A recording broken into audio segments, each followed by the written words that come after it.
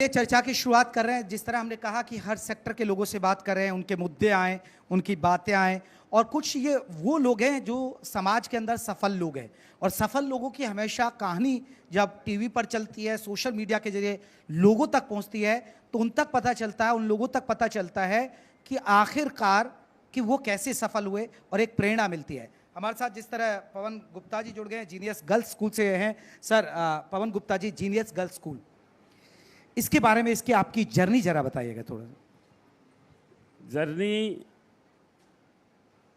Actually हमारी बेटी जो है एमबीबीएस कर रही थी, उसने संकल्प लिया था एमबीबीएस के बाद एमडी करने के लिए।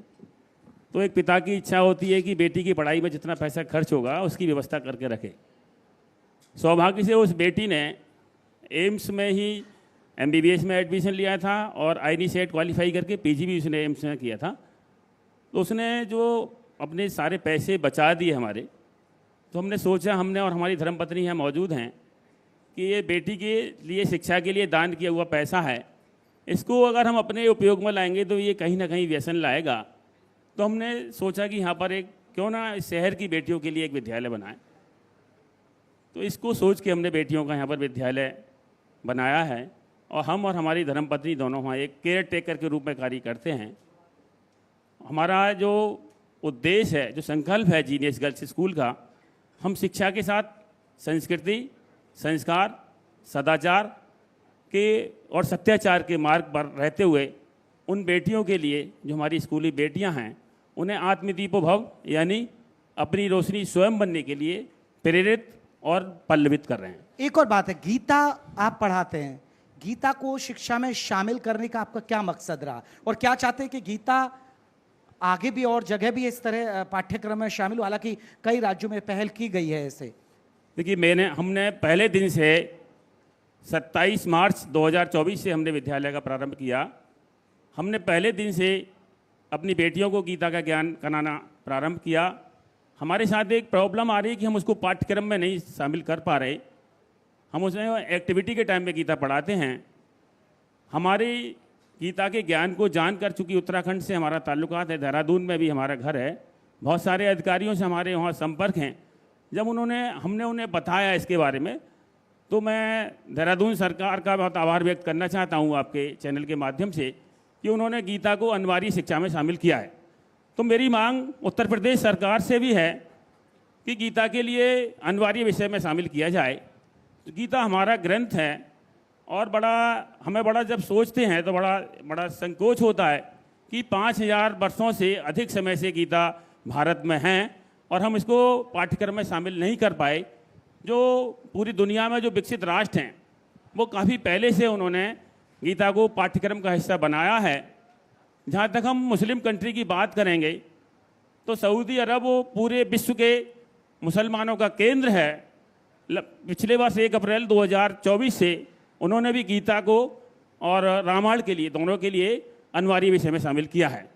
तो हमारा भारत की सरकार से भी ये मांग है कि गीता एक धर्म ग्रंथ नहीं है, बल्कि गीता एक जीवन जीने की कला है, गीता एक विज्ञान है, और गीता जो एक निराश व्यक्ति के लिए, जो हताश व्यक्ति होता है, उसमें एक आशा का भाव प्रकट करती है।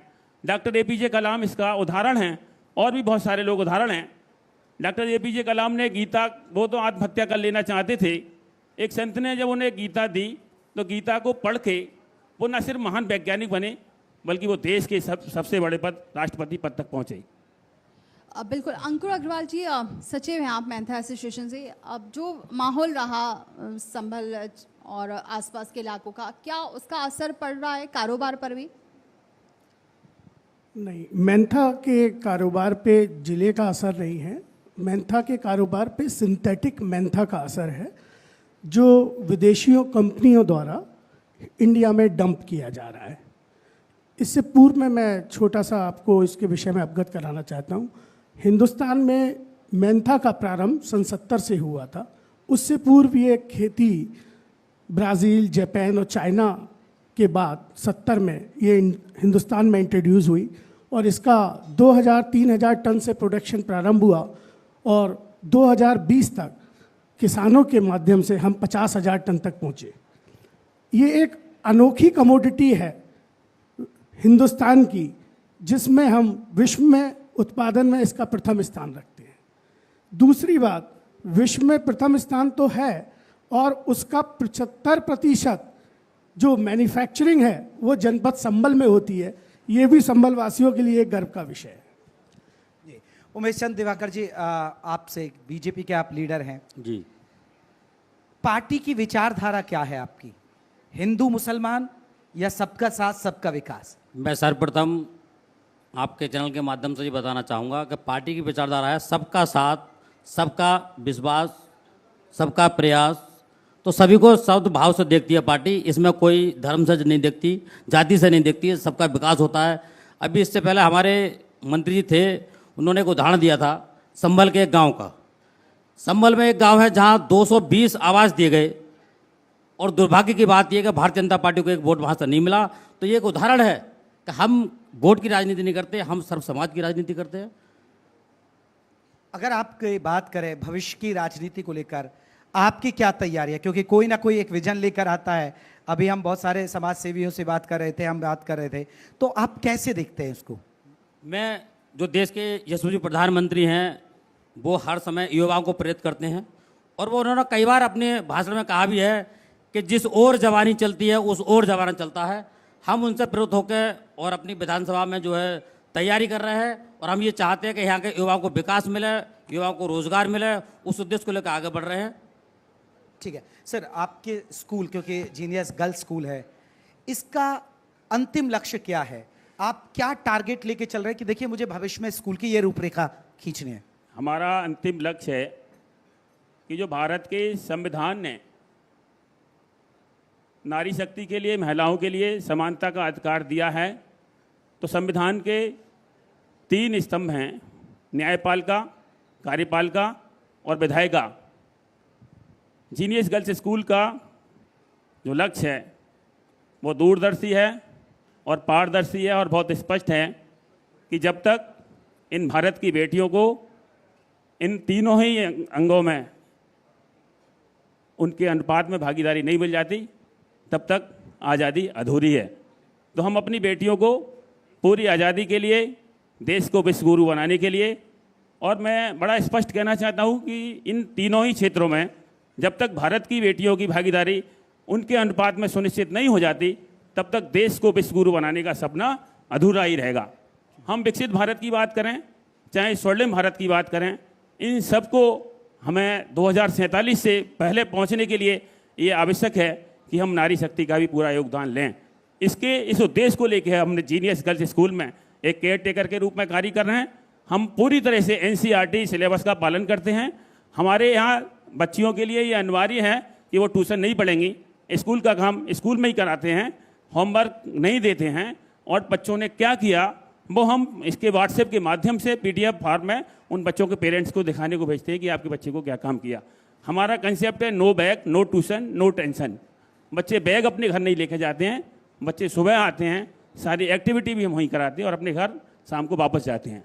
हमारा जो निवेदन है जी, उत्तर प्रदेश की सरकार से और भारत की सरकार से भी कि इनके लिए, मातृशक्ति के लिए, इन भारत की बेटियों की उनके अनुपातिक भागीदारी उसमें सुनिश्चित की जाए।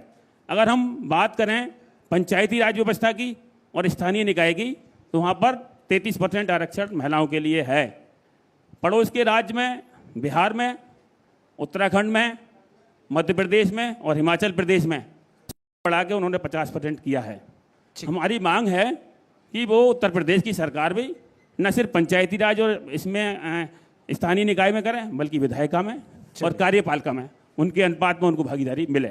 चलिए, मैं लौटूंगा क्योंकि अब आखिरी पड़ाव पर है हम चर्चा के। सर, क्योंकि आप मेथा एसोसिएशन से जुड़े हैं, क्या हमारे मंच से क्या मैसेज देंगे आप कि सरकार से आप ये उम्मीद करते हैं कि देखिए अगर आपको ये चीज़ें बढ़ानी है तो ये काम करने की ज़रूरत है अभी?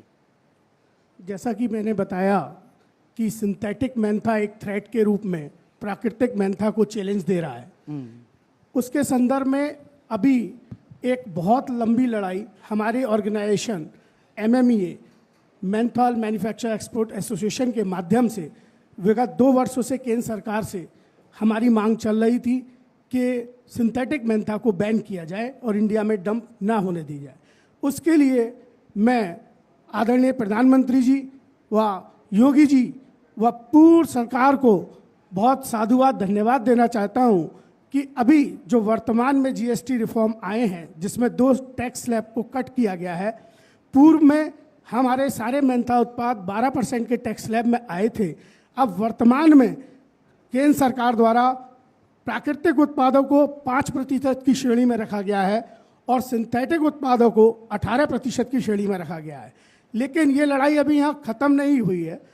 ये लड़ाई तब ख़त्म होगी जब मेंथा का सिंथेटिक का आयात प्रदेश और देश में आना बंद हो। उसके लिए अभी हमारी एसोसिएशन द्वारा विभिन्न केंद्रीय जो एजेंसीज हैं और मंत्रालय हैं, उनको लेके MIP जो मिनिमम इंपोर्ट प्राइस होता है उस पे लागू करने की मांग चल रही है। एक दूसरा QCO होता है जिसके माध्यम से सरकार आयात को प्रतिबंधित कर सकती है। उन दोनों विषयों पे अभी हमारी लड़ाई जारी है और मुझे पूर्ण आशा है आदरणीय मोदी जी के नेतृत्व में जिस प्रकार देश विकसित भारत की ओर अग्रसर हो रहा है, वो मेंथा की, फार्मर किसानों की और उद्योग धंधों की आवाज़ अवश्य सुनेंगे और आने वाले समय में MIP या QCO का प्रावधान निश्चित लागू होगा, जिससे हमारे लाखों किसान लाभान्वित होंगे और जो छोटे उद्योग हैं वो भी जीवित रह सकेंगे। और प्राकृतिक मेंथा जो आज की डेट में जिसे मेंथा पेपरमेंट के नाम से कहते हैं, आप जितने उत्पाद देखते हैं जहाँ ठंडक का आप एहसास करते हैं उसे मेंथा या पेपरमेंट प्रयोग होता है। अभी तक ये निश्चित नहीं करा था कंज्यूमर अफेयर्स ने कि जो कंपनी द्वारा उत्पाद का प्रयोग किया जा रहा है क्या वो सिंथेटिक मिला रही है या वो नेचुरल का प्रयोग कर रही है। उसकी भी एक लड़ाई जारी है और निश्चित अल्प समय में एक ये भी नोटिफिकेशन इशू होने वाला है कि कंज्यूमर कंपनी को ये आइडेंटिफाई करके ये अपने उत्पाद पे लिखना होगा कि उसने मेंथा जो प्रयोग किया है वो नेचुरल है या सिंथेटिक। बिल्कुल, चलिए सरकार सुनेगी। मैं आखिरी सवाल आपसे मेरा, उमेश जी, कह सकते हैं कि बीजेपी के राज में समरता संभल? हाँ, ये निश्चित कह सकते हैं कि बीजेपी की राज में समरता संभल और माननीय मोदी जी पूर्ण तरह से ईमानदार हैं, माननीय योगी जी पूर्ण तरह से ईमानदार हैं और इनकी ईमानदारी की जो शंका है वो दुनिया और देश में सब जानते हैं। लेकिन मैं ये कहना चाहूँगा कि जो ईमानदारी है उसे सब जानते हैं, जैसे राजनीति स्वच्छता के लिए ईमानदारी होना भी जरूरी है। लेकिन सरकार ने प्रधानों की संपत्ति का ब्यौरा लिया, सरकार ने सरकारी कर्मचारियों की संपत्ति का ब्यौरा लिया। तो मेरा इस चैनल के माध्यम से सरकार से एक निवेदन है, बहुत से ऐसे जनप्रतिनिधि हैं जो बहुत ईमानदार हैं, मैं उनको ये नहीं कह रहा कि साहब गलत हैं, लेकिन बहुत से जनप्रतिनिधि ऐसे हैं जो ईमानदार हैं। लेकिन सरकार से एक मेरा निवेदन है आपके चैनल के माध्यम से कि जितने भी जनप्रतिनिधि हैं उनकी संपत्ति का ब्यौरा लेके एक वेबसाइट बना के उसको सार्वजनिक किया जाए, ताकि ये पता चले कि 5 साल में जनता का विकास कितना हुआ है और व्यक्तिगत विकास कितना हुआ है। चलिए बताओ, जल्दी से एक आखिरी मैसेज आपका हमारे इस मंच से। देखिए, विद्यालयों की जिम्मेदारी है कि समाज में जो भ्रष्टाचार है उसको दूर करने के लिए अपने बच्चों के लिए सदाचार की शिक्षा दें। जब हम सुनते हैं कि एक अधिकारी के यहाँ पर चोरी पकड़ी गई तो कई दिन तक नोट गिने गए, एक न्यायाधीश के घर में आग लगी तो एक कमरे भर के जले नोट मिले, इसके बारे में पूरे समाज को चिंतन करना होगा। इसकी शुरुआत विद्यालय से होती है। जब हम विद्यालय परिसर में उनकी किताबों पर कमीशन लेते हैं, उस बच्चे की टाई पर, उसकी बेल्ट पर, उसके बैग पर, उसके जूते पर कमीशन लेते हैं, तो उसके घर में ये चर्चा होती है कि इतने 1000 रुपये कमीशन इस विद्यालय ने हमसे ले लिया, तो बच्चे का वो विजन बनता है। तो सारे विद्यालयों की ये जिम्मेदारी है कि हम अगर ये समाज से अपेक्षा करते हैं कि भ्रष्टाचार खत्म हो, इसके लिए स्कूलों के लिए अपना काम करना चाहिए और जीनियस गर्ल्स स्कूल इस कार्य के लिए प्रतिबद्ध है और अपने जीवन भर लागत मूल पर पढ़ाने के लिए अपनी बेटियों के लिए संकल्पित है। चलिए, आप तीनों को बहुत बहुत शुभकामनाएं। आप भविष्य के लिए आप आगे बढ़ते रहें, समाज के लिए काम करते रहें। बहुत बहुत शुक्रिया सर। बहुत बहुत शुक्रिया आप सभी का इस मंच पर आने के लिए और अपनी बात रखने के लिए। और